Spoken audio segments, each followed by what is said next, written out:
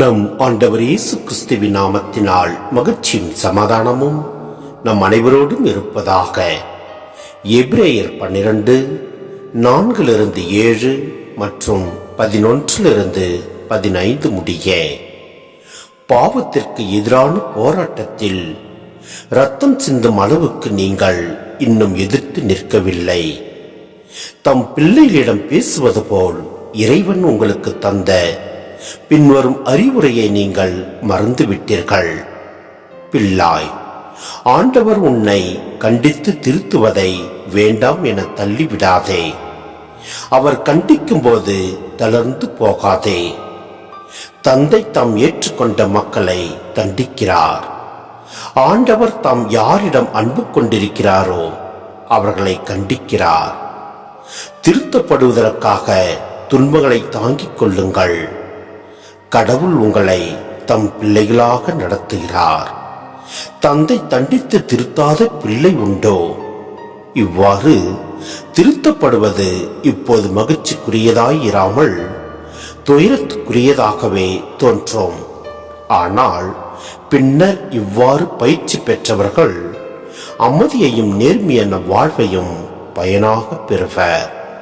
எனவே தளர்ந்து போன கைகளை திடப்படுத்துங்கள்.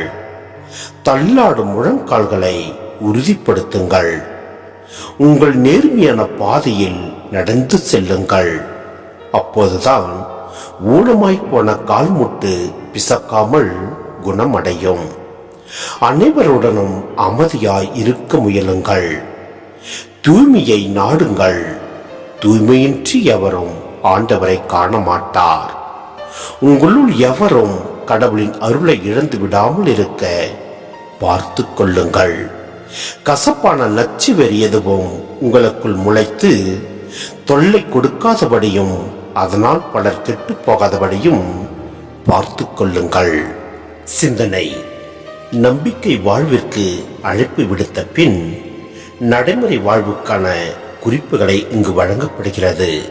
எனவே திருமுழுக்கில் பெற்றுக்கொண்ட ஆவின் கொடைகளை நினைவுபடுத்தி அவற்றை வாழ அழைக்கப்படுகின்றனர்.